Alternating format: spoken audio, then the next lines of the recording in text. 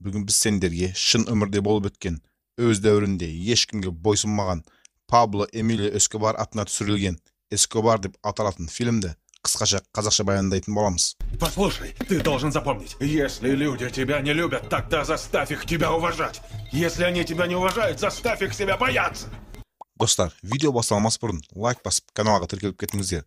Бұл бізге келесі видеоны шығаруға шабыт береді. Ал біз бастадық. Фильм мына бір көріністен басталады. Бұл қыздың есімі Вирджиния. Өзі журналист болып жұмыс істейді, яғни тілші. Вирджиния Колумбияға Пабло Эскобардан интервью алу үшін жолға шығады. Бұл адамның есімі Пабло Эскобар. Бұл адам Колумбияның ең көзге түскен наркобароны. Колумбияны осы басқарады десек те болады.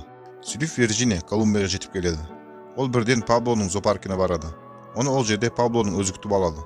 Пабло онымен кішкене әңгімелесіп, кешкісін оны вечеринкаға шақырады. Сөйтіп Вирджиния вечеринкаға барады. Ол вечеринкада Паблоны көреді. Пабло екеуі жақыннан танысып, ұзақ сөйлесіп қалады. Сөздің барысында Пабло Вирджинияға: "Біз Колумбияның нашар тұратын отбасыларына, кедейлеріне 2000 шақты тұрғын үй салып, соларды сол үйдің ішіне жайғастыру планымыз бар" деп айтады. Бұл сөздерді тыңдап отырған Вирджинияның Паблоға деген қызығушылығы тағы арта түседі. Сөйтіп ертесіне Пабло Вирджинияны тұрғын үй салынып жатқан жеріне апарып көрсетеді, және сол жерде интервью береді. Паблоның айтқан интервьюсы өзінің болашағы үшін үлкен пайдасын тигізеді. Сөйтіп кешкісін Пабло мен Вирджиния екеуі кешкі тамақты бірге ішеді. Тамақтан кейін ол екеуі Паблоның үйіне барып махаббатпен айналысады. Сөйтіп Вирджиния Паблоның төсектесі болады. Әрине, өйткені Паблоның ақшасы өте көп. Негізінде Паблоның отбасы бар. Оның бір әйелі, бір ұлы бар. Ал әйелі болса екіншісіне 2 қабат. Сөйтіп бір күні Пабло Колумбиядан Америкаға қарай есірткі тасымалдау керек болады. Сол кезде ол жеңіл машина жүретін трассаның ортасына самолетті қондырып, жұрттардың көзінше ішінен есірткіні қабылдап алып, баратын жеріне жеткізеді. Паблоның бұл істеген ащы қылмысы тергеу органдарының өзіне деген күдігін тағы арттыра түседі. Бірақ Пабло тергеу органдарына ақша беріп, яғни пара беріп, ауыздарын жауып тастайды. Содан кейін Паблоның абыройы тағы да көтеріліп, күннен күнге қылмыстарын жалғастыра береді.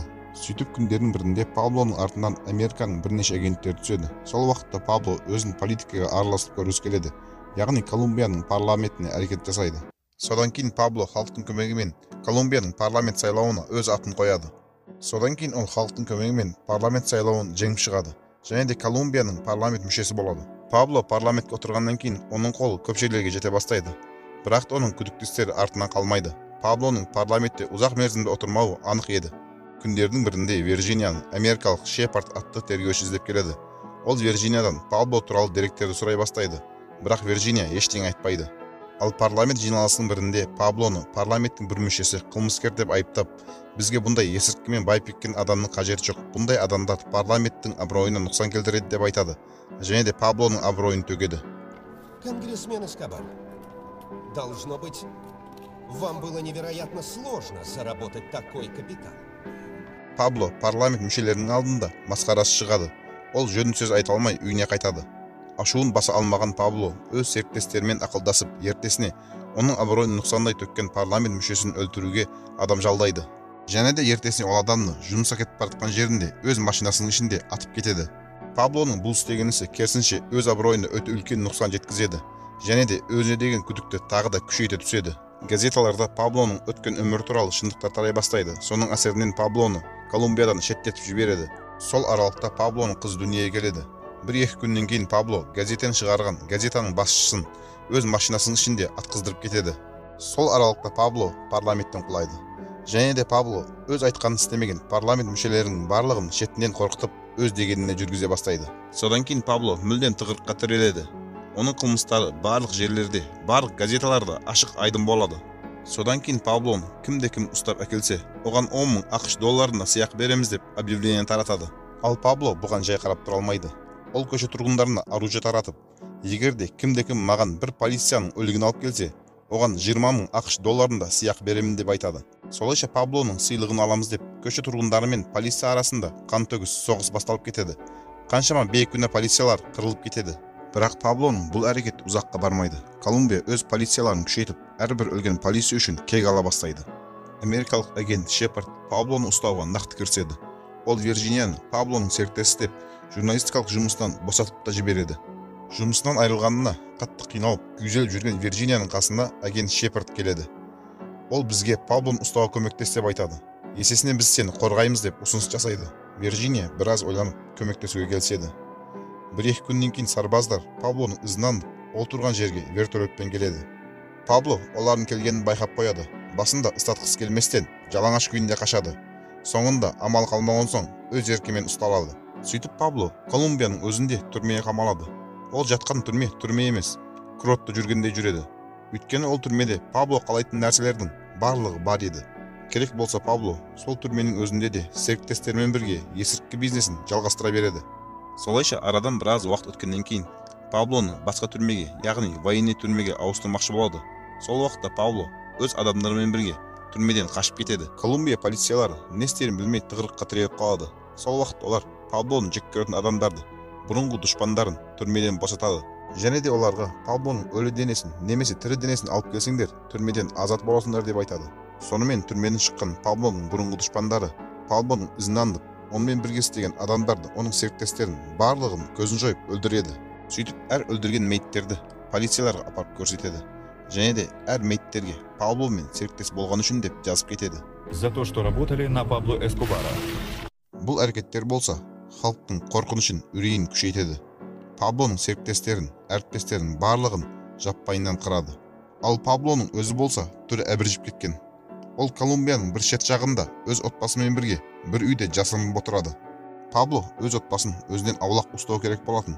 Өйткені олар Пабломен бірге болса қауіпті еді. Солайша Пабло өз отбасын басқа жаққа жіберуге мәжбүр болады. Олар аэропортқа барған кезде оларды полициялар ұстап алады. Полициялар Паблоның отбасын бір бөлмеге қамап, Паблоның қоңырау шалуын күтіп отырады. Өйткені олар координата арқылы Паблоның қайда екенін анықтау керек болатын. Түрі әбіржіп кеткен, ешкім қалмаған, жалғыз өзі қалған Пабло отбасына қоңырау шалуға бел буады. Пабло отбасына қоңырау соғып, соңғы рет әйелімен, балдарымен сөйлесіп алады. Сол уақытта полициялар Паблоның қайда екендігін анықтап алады. Сәлден кейін сарбаздар Паблоның тұрған жеріне келеді. Олар бөлмесінің қасына келіп, Паблоға қарсы атыс шабуылын бастайды. Ал Пабло терезенің үстіне шығып, сол жерден қашуға тырысады. Сарбаздар есікті сындырып кіреді, және де терезеге қарай оқ атады. Атылған оқтардың бірі Паблоның басына тиеді. Және де Пабло сол терезенің қасында өледі. Содан кейін Паблоның отбасынан барлық айыптарды алып, бостандыққа жібереді. Және де фильм сол жерде өз соңына жетеді. Негізінде Пабло Эскобар Колумбияның Рио-Негро қалашығында кедей отбасында 1949 жылы дүниеге келеді. Пабло 16 жастан бастап көше балдарына қосылып, ұрылық, бұзақылық істермен айналыса бастайды.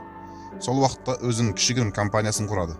21 жасында Пабло адам ұрлықпен айналыса бастайды. Ол 1971 жылы Колумбияның ең бай адамы Диего Эчеварио атты адамды ұрлап кетеді. Және де оның тірі қалуы үшін үлкен қомақты ақша сұрайды. Ешқандай ақша ала алмаған соң Пабло ол адамның көзін құртады. Бұл істеген ісі Паблоның абыройын көкке көтереді. Ал 22 жасында Пабло есірткі бизнесін бастайды. Ол алып сатумен айналысады.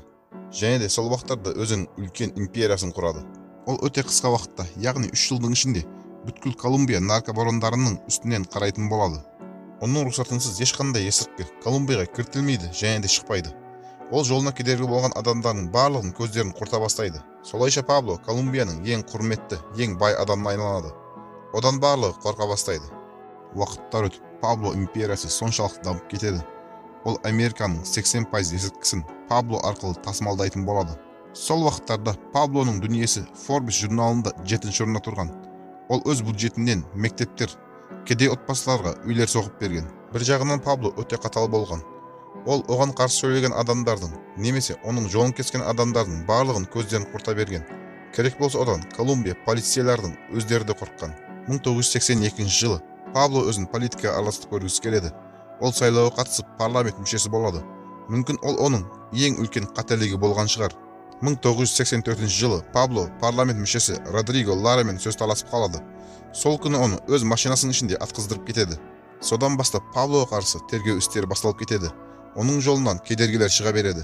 Пабло қылмыскер жігіттердің группа түзіп, оған қарсы сөйлеген министрлердің, сот мүшелердің, полициялардың барлығын көздерін құрта береді.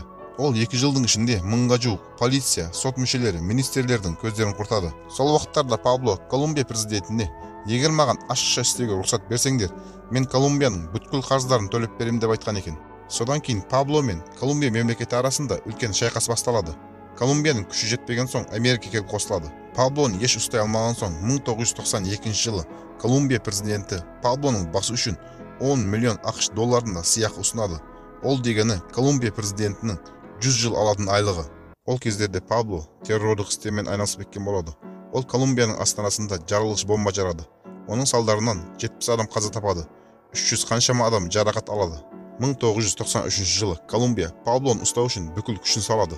Олар Паблоның отбасын өз бақылауына алады. Солайша олар Паблоның телефонмен өз отбасымен сөйлесіп жатқан кезде координатасы арқылы қайда екенін тауып барады. Солайша сарбаздар 1993 жылы 2 декабрь күні Паблоның жатқан үйіне кіріп, атыс шабуылын бастап, Паблоның көзін мәңгілікке құртады. Сол уақытта Пабло Эскобар 44 жасында еді. Солайша Пабло империясы мәңгілікке жойылады. Қазіргі таңда Пабло Эскобар туралы бірнеше кітаптар, бірнеше фильмдер, сериалдар жарыққа шыққан. Достар, осымен біздің видео өз соңына жетті. Пабло Эскобар туралы айта берсек өте көп. Біз сіздерге ең қызықты жерлерін ұсындық. Егер де сіздерге біздің видео ұнаған болса, лайк басып, каналға тіркеліп кетіңіздер. Бұл біз үшін үлкен шабыт сыйлайды. Келесі кездескенше аман сау болайық.